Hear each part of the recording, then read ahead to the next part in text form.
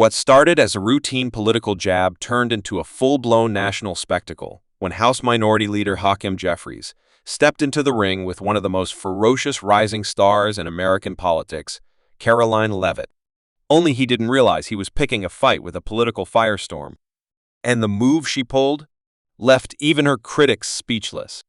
ROUND.Only, the dismissal heard around the Hill.It began with an interview clip that went viral.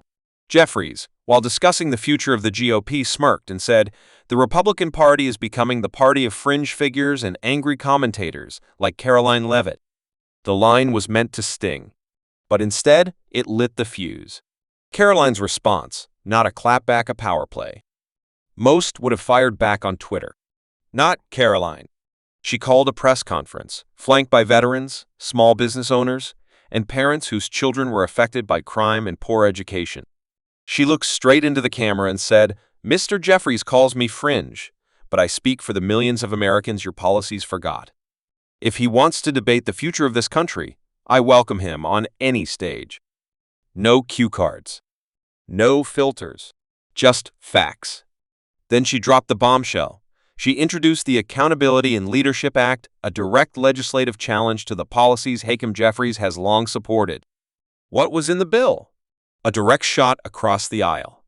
The proposed bill would defund federal perks for legislators who push sanctuary city protections, mandate televised debates between House leadership figures once a year, audit and publish the personal stock trades of every sitting member of Congress retroactively for the last 10 years. Translation: she wasn't clapping back, she was calling them out in writing. The fallout was immediate. Cable news networks went into overdrive. Pundits on the left called it a PR stunt, while voices on the right hailed it as a declaration of war against the swamp. More importantly, the American public loved it. Polls showed a surge in approval for Leavitt, particularly among independents and younger voters who said they were tired of performative politics and career cynicism. Jeffries' office responds, but it's too late. In a brief statement, Jeffries dismissed the bill as political theater. But by then, the internet had made up its mind.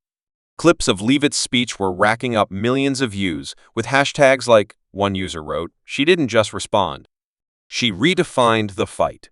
The lesson in today's political arena: underdogs aren't what they used to be. They're younger, sharper, and unafraid to take the gloves off with the Constitution in one hand and receipts in the other. Karoline Leavitt showed the nation that you don't need a title to take on power, just courage, conviction, and a willingness to stand toe-to-toe with the machine. And as the dust settled in D.C., one thing was clear: never challenge a fighter who has nothing to lose and everything to prove. Because in the new America, the outsiders are writing the rules. As the dust settled over Capitol Hill, and the headlines began to fade, something deeper lingered in the hearts of Americans watching from afar.